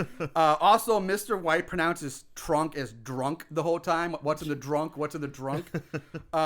So they get out. Again, he's Finnish. It's not his native language. Right. They get out. Mr. Black opens the trunk, and inside we see a tied up and with her mouth taped over pop star Laura Jessica Svensson. And it's the pop star from the very beginning of the movie where they're watching it on TV. Yep. So it's a Swedish pop star. Yes. So now we have English, we have Brits, Finns, and a Swedish pop star. And I guess she's somebody. I didn't. She's not. It's not a real. It's not like Britney Spears. She's not a real pop star. Did you look it up? Oh, yeah, I did. Okay. It's a person they made up. Okay. White frees her and helps her out of the trunk.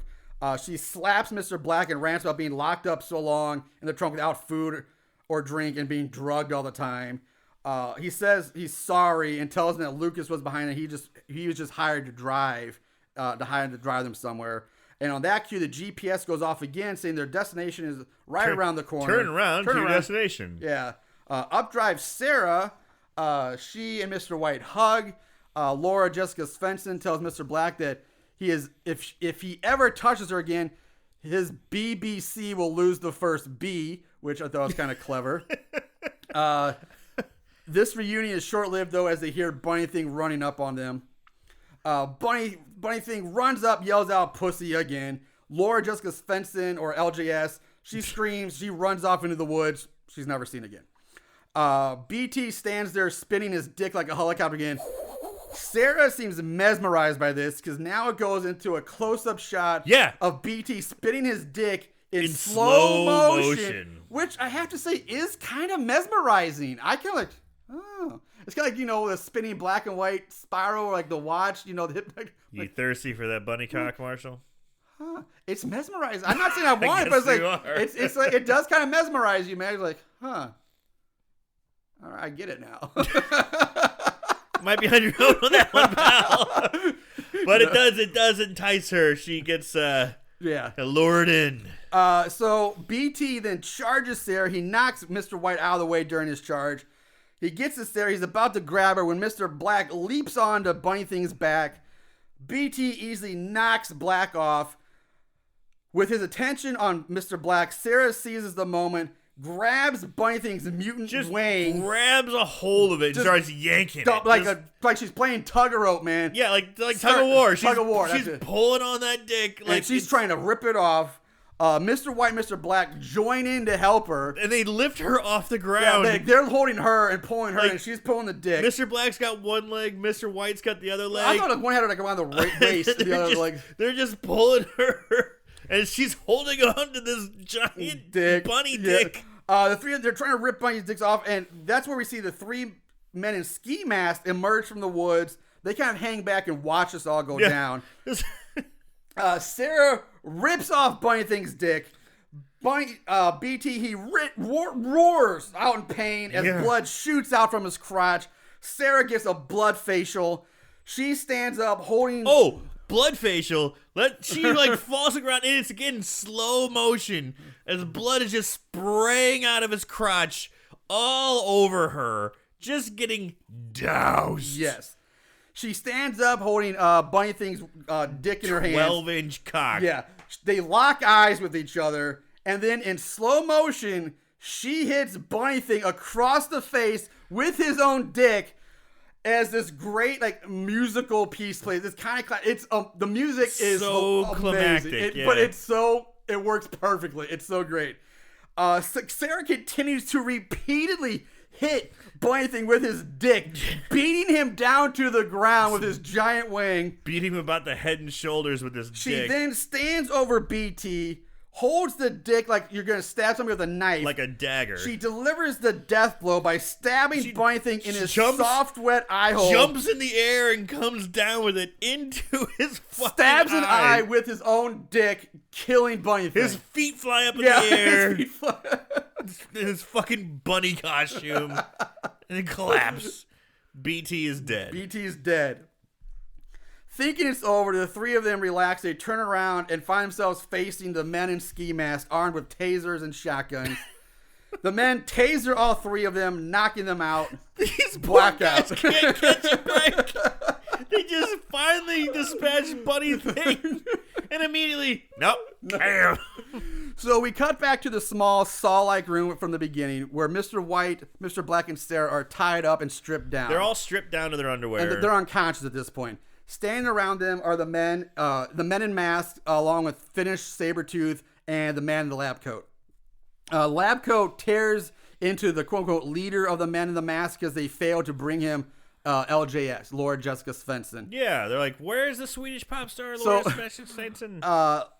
So Labco takes the double barrel shotgun from Sabretooth and executes the quote unquote leader by shooting him point blank in the face with he put the barrel of the gun in his mouth and shoots him. Yeah, this is the one part where I was like, come on. I was a little miffed about this part, because they were so shamed that they let Laura Jessica Svensson whatever escape, that the guy who had the orange mask hands over his gun, gets down onto his knees.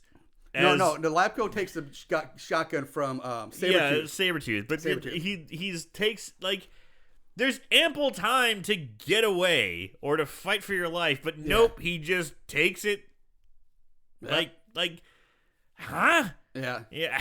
I just didn't like that part. It's a little weird, but I guess one could say, okay, he's just trying to scare him. Like, get on your knees. I'm gonna fuck with you. But nope, he just executes the guy. But it was so dramatic. Like, he knew it was fucking coming. Yeah. It's strange. It's just one guy with a gun. So the sound of the shotgun blast wakes up our three heroes.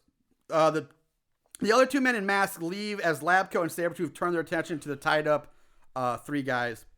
The door behind them opens, and in comes the two guys were asking where Laura Jessica Svensson is. And it turns out these two guys, the guys who hired them to get Laura Jessica Svensson, and these are the two guys that we saw very briefly at the roadside shop who took the basket of carrots. Yes. And away from the hipster. I understand why you... When we get to this point, I understand why you brought it up, but at the same time, but when we see them, it's so insignificant. Nothing happens. But at least it ties back. It ties back. But I didn't think it warranted being mentioned at the time. So, Labco tries to convince them that Sarah is Laura Jessica Svensson. Yeah, they're like, where's Laura Jessica Svensson? And Labco's like, Labco goes, the blonde one. And the guy goes, okay.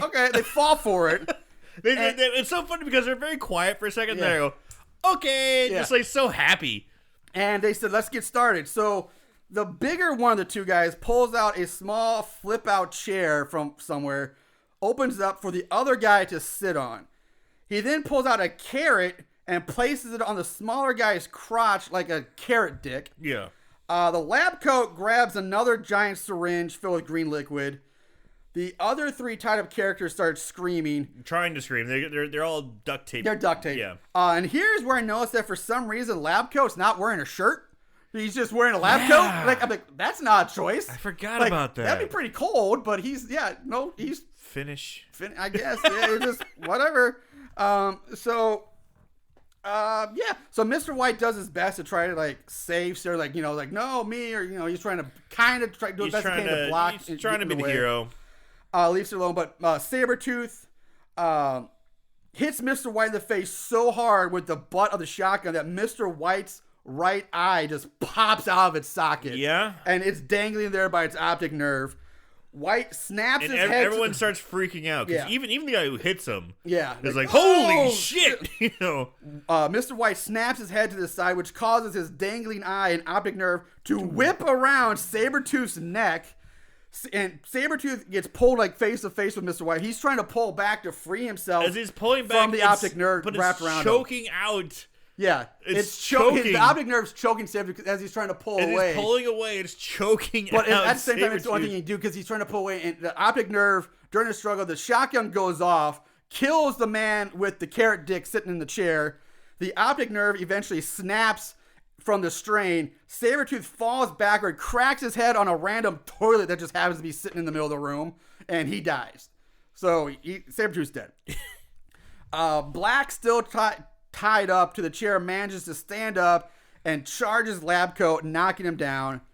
He then somehow, with his hands still bound, he kind of smashes the chair on him. He jumps up and smashes the chair to something pieces. like that. But his hands, he's tied up to a wooden chair. Yeah, and he starts smashing the chair to bits so he can kind of free himself. But his hands are still bound behind his back. But somehow Mr. Black is able to unsheath his ginormous black cock, which as soon as we see it, angelic music starts to play. And if you thought Bunny Thing had a big dick, this thing is twice as big as Bunny Thing. This guy's dick has got to be 18 to 2. It's 2 feet long at least. It's down to his knees. So Lab Coat is on his hands and knees and looks over and just sees Mr. Black standing there with the biggest, craziest dick you've ever seen. Ever. I mean, seriously, it hangs down to his knees, maybe even lower than his knee. It's ridiculous. So Mr. Black stands over Lab Coat and then proceeds to beat Lab Coat to death by whipping him with his BBC until he's dead. He stands there, swings his hips back and forth, whipping him, basically cock whipping. Instead of pistol, he's cock whipping this guy in the face so hard and so repeatedly that he dies. So not only have we had one death by cock, we've had 2 death by cocks. No. 2. Q. 2. It's just ridiculous. I mean, ridiculous. So so Mr. Black frees Mr. White, and they look like they're about to kiss each other again. Like he's leaning in again. Like there's nothing that ever comes from that racist remark. Nope. Since he makes one racist remark, and then ever since then they're like bosom buddies. Actually, lovers. Dude, almost lovers. I'd be scared to hell of that guy. Like a dick that big. Like Yeah. I'd be running for the hills. I'm like, no way. Nope. So then Mr. White says, "I'm going to save the rabbit." Yeah, and I did love that. He gets up, his eyes ripped out of his face. You okay? Yeah. I'm going to save the rabbit. The 3 of them leave the small room, but on their way out, they shoot the other guy from the convenience shop. He was like the whole time that all was going on. He's like crying over the death of his little buddy with the carrot dick. Yeah, the whole time all that shit was going on. He's a big guy. He's the biggest guy in the room. Yeah, and the whole time he's just and they pick up the shotgun and they shoot him. We forgot to mention that because we were mesmerized by that giant black dick. Yeah. So he was dead. Across the way, they see a large warehouse-like building where they hear loud, strange sounds coming from within. So Sarah, who has the shotgun, leads them over to it.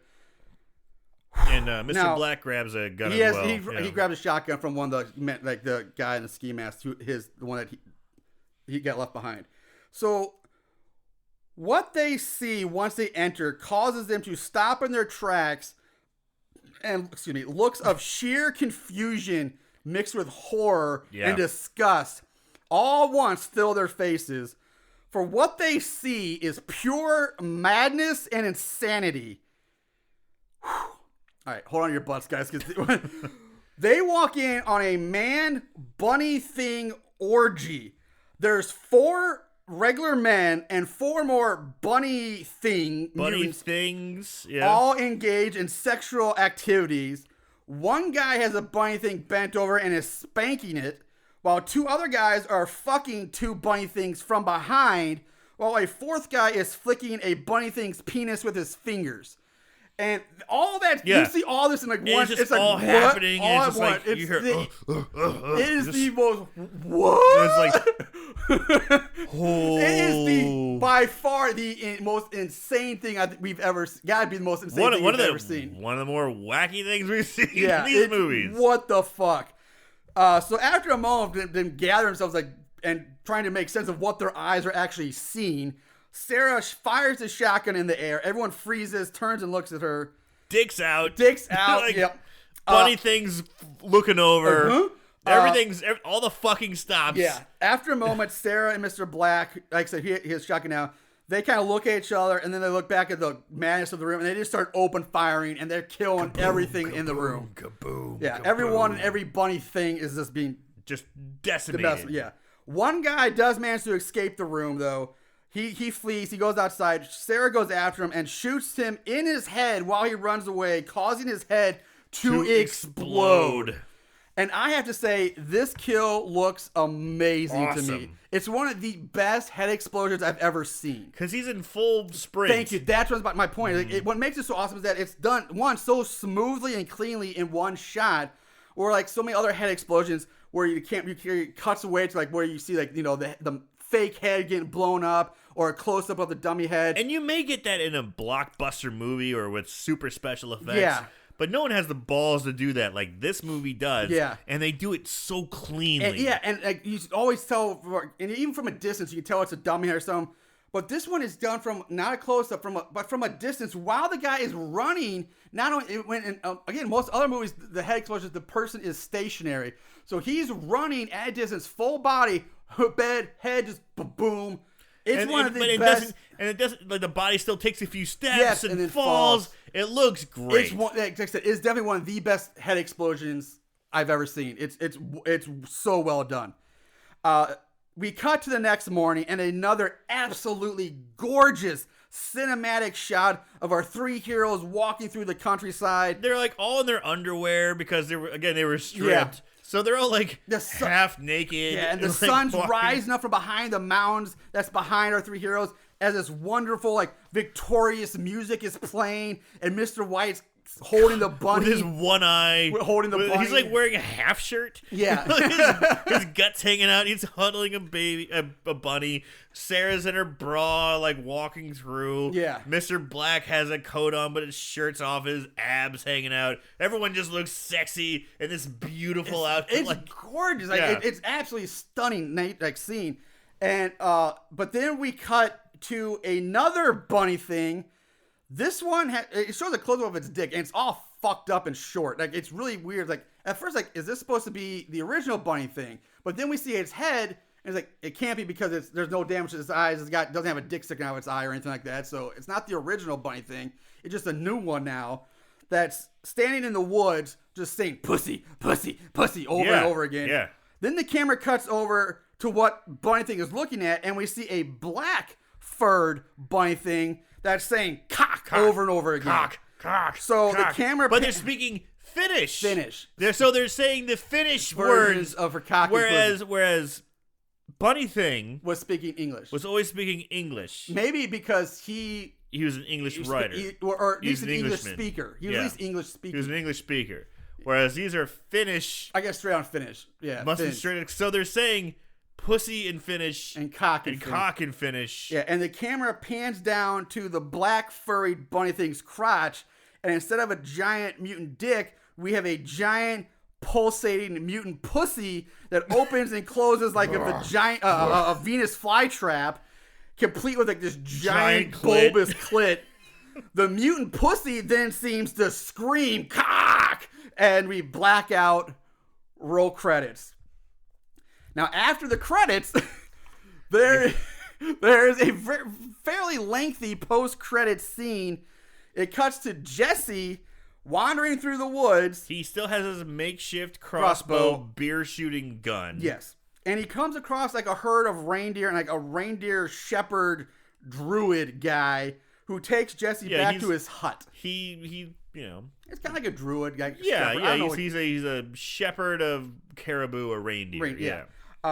Here the druid, which I've eaten before. The druid gives Jesse some food and introduces him to his daughter. The druid tells his daughter that Jesse is Nietzschnut, then leaves the hut. The daughter goes over to Jesse, hands him a piece of paper, and says that they have been waiting for him. Jesse looks at the paper, and on it is a drawing of a man holding a crossbow. A crossbow like the one he fashioned. And with a giant dick. With a giant dick. She then tells him again that they have been waiting for him. She stands up, saying, I've been saving my virginity for you, our hero, Nietzschnut. She drops her robe, stands there fully naked in front of him as more angelic-like music plays.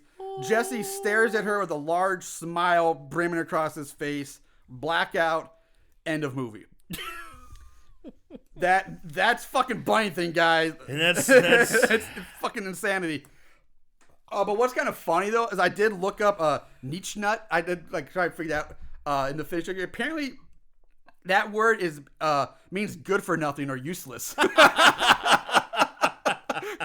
So, which is really funny because Jesse was useless the entire time, basically. Just a useless teenager jerking off the whole time. Oh, man. So I thought that was kind of funny. Jesus Christ. So yeah, what a wild fucking incredible ride that was. Killer the bunny thing. Bunny the killer thing. Bunny the killer thing, yeah. Let's go to our favorite kills. Jesus.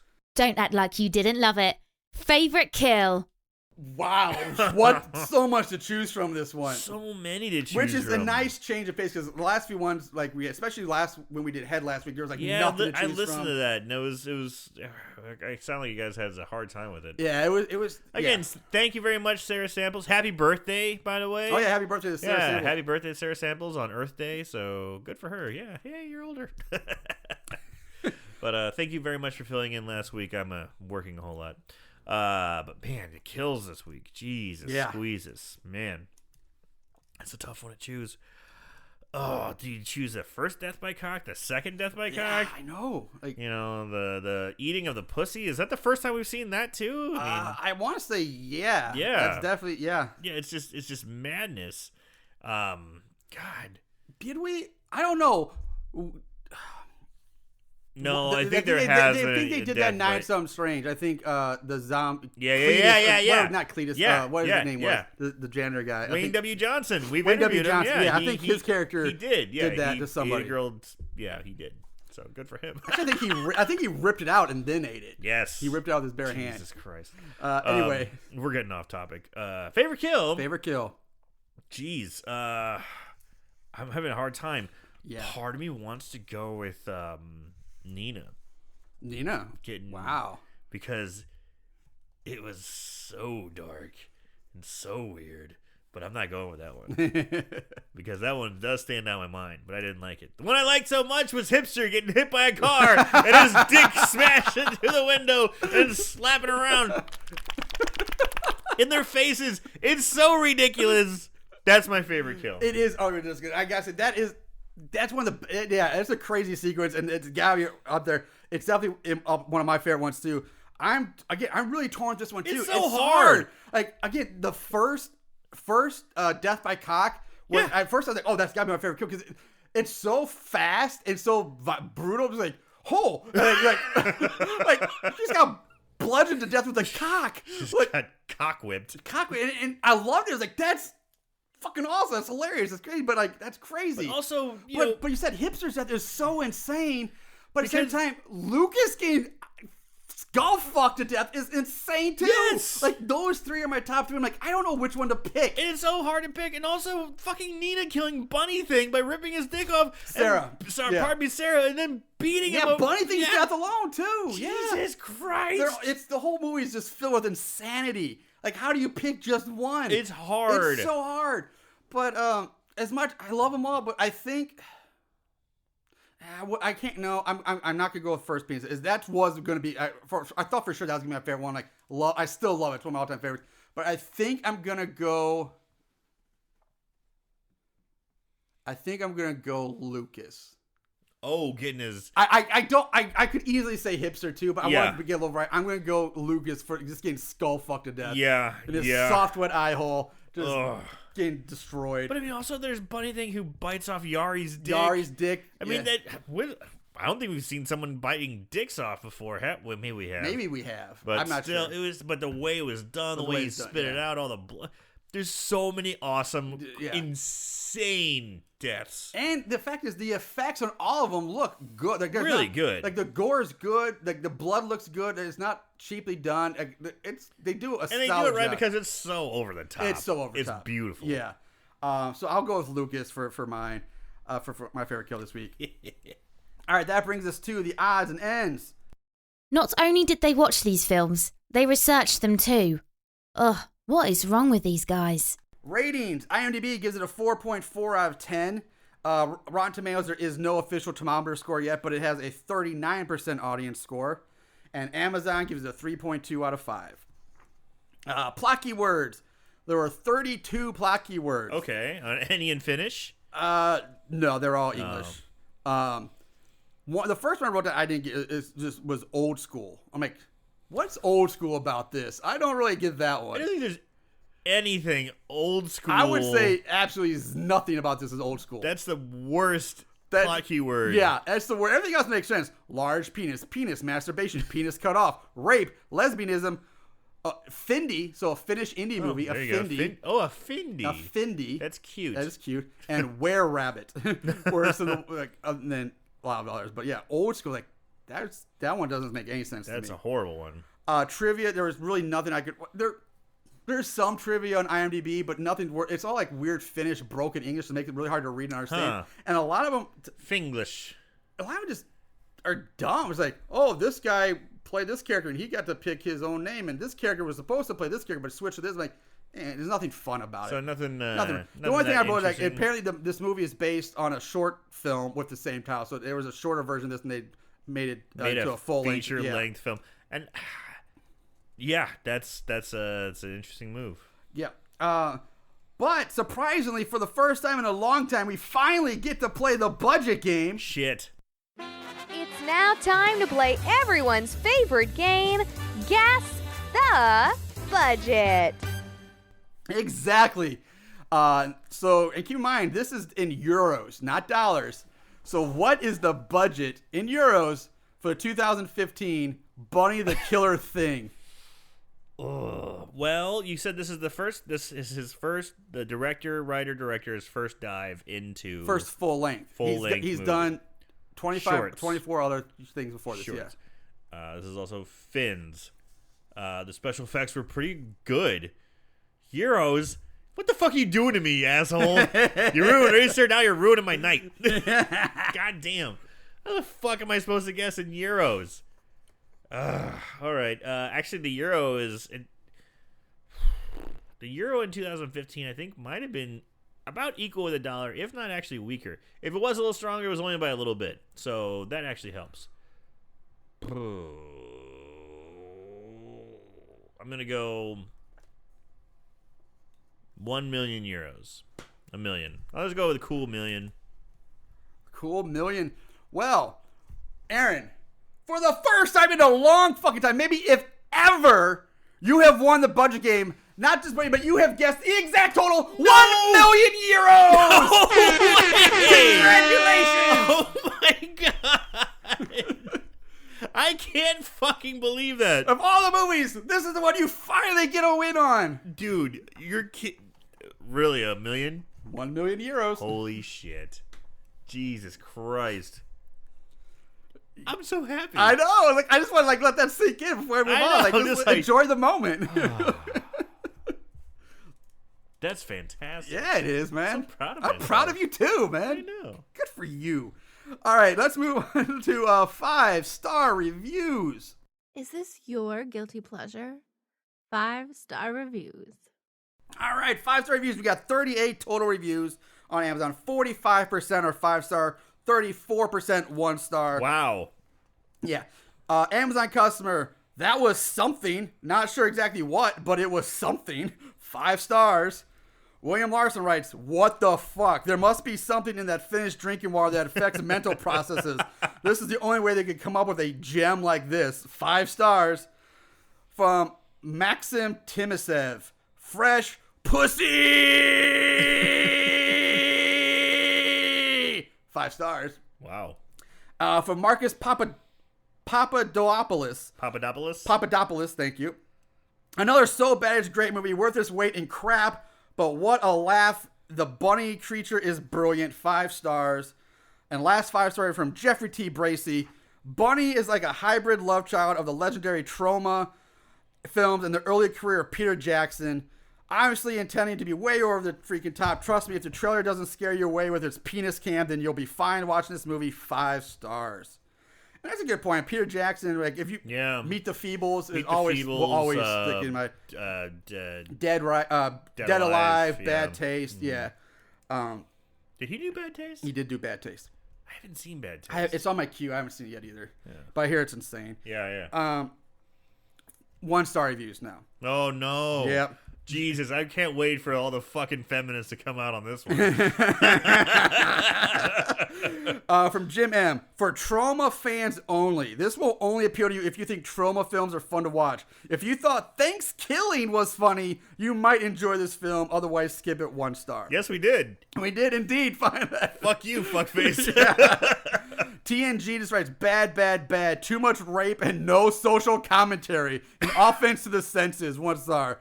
Apparently, he just wants his rape with a side. With as long as there's social commentary being made, the rape's okay. With a side, just a touch of social commentary. Otherwise, no rape. But if there's social commentary, it's okay. What the fuck? So, Tom Simmons writes, don't think so. 1 star. Fair enough. Fair enough, honestly. From RBP 1965. Finnish? Question mark. Okay, so it looked like it was going to be somewhat good, but it's in Finnish, and I don't speak Finnish. Well, it's in English and Finnish. I really, really wanted to like this movie, but I just don't do subtitles, and I hate when I'm not warned ahead of time. 1 star. So his issues with subtitles, not the movie. Yeah. And he's not the only one. Because we go into Anthony Wheatley, who says, I have zero problem with the movie with subtitles, but the simple fact is half of the movie's dialogue is in Finnish, and the only subtitles available are in English for the deaf and hearing impaired. I can't stress that enough.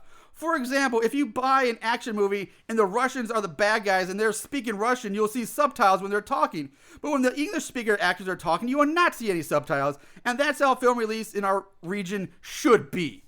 This movie is good, but the descriptive subtitles, door slams, dramatic music starts to play, get very annoying because there are only subtitles you have access to. When the actors are speaking English, there are subtitles. When they're speaking Finnish, there are subtitles. When someone farts or a toilet flushes, it will say toilet flushes in the next room.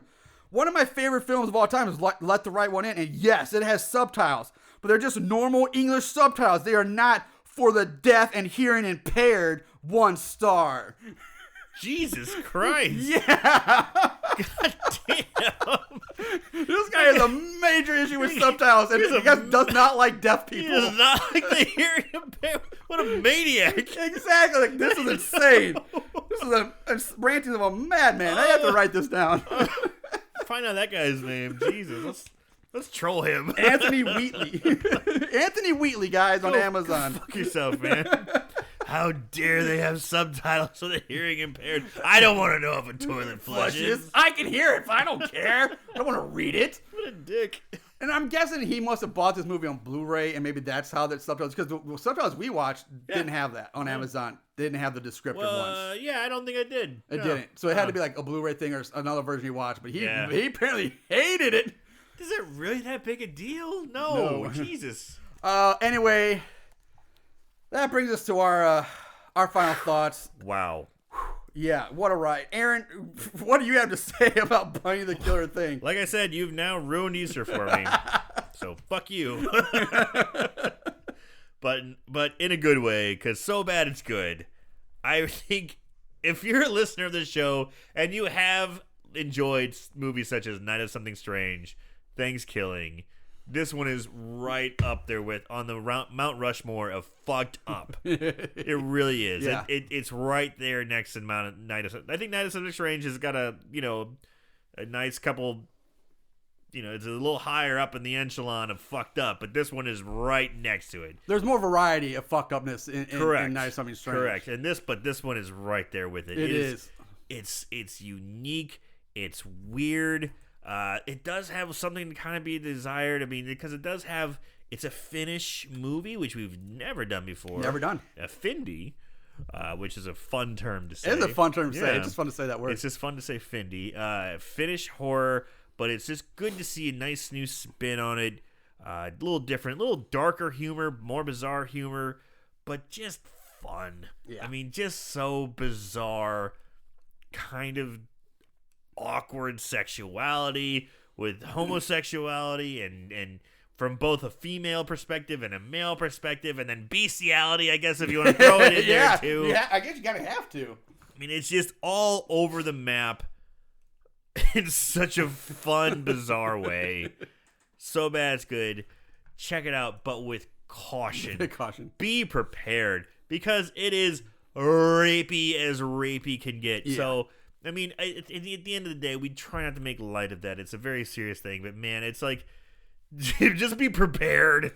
Be ready. Yeah. Goddamn. I agree with you 100%. So bad it's good. This movie was a wild ride. I was laughing. I was either laughing at facts or laughing at kills or blown away by something. Or being offended. You're constantly feeling something Yes, while watching this movie. yes. And it's awesome. Like I said, there's also some absolutely stunning cinematic shots, like of just cinematography. But yeah, I can't really say more than Aaron did. It's absolutely worth to watch. It's a fun, crazy movie to watch. I would say definitely watch it, but make sure you know who's in the house when you watch it. Yes. Or lock the door, because you don't want certain people to. You might be wanting people who wander in at the wrong time in this movie. Yeah. If anybody's just uptight, good God, don't play this movie around them. Jesus, unless you want to see him go into like a full-on like conniption fit seizure or something like that, then maybe say, "Hey, let's watch this movie. It's a bunny thing, It's cute, cuddly." And just outside of the realm of just what we were watching, I mean, there was just kind of like fun little parts of just the Finnish like stuff. Like one thing that is I guess Finland is kind of famous for is the black metal, the music, like death metal, Norwegian, Finnish, that kind of thing. Yeah. And in the background, there's always like da da da da da. Like when they're just driving the ambulance, just talking. There's metal in the background. It plays during the credits. But it's well done. It is. Oh man! And like I said, the kills are amazing. The gore and special effects are really, really good and solid for this level of movie. I was blown away by how good it looks too. It's beautiful. It's dark. It's a great movie. It's so funny to say it's beautiful when you have a guy in a cheap bunny costume swinging around a 14-inch dick, raping people left and right and killing them with his cock. You're right. It is. But anyway, we're rambling. Both of us say, do yourself a favor. Watch it. Just watch it for the experience. All right, guys. Thank you very much for listening. We'll be back later. We'll be back next week with another movie. But in the meantime, watch more horror movies. And remember to always keep it tight.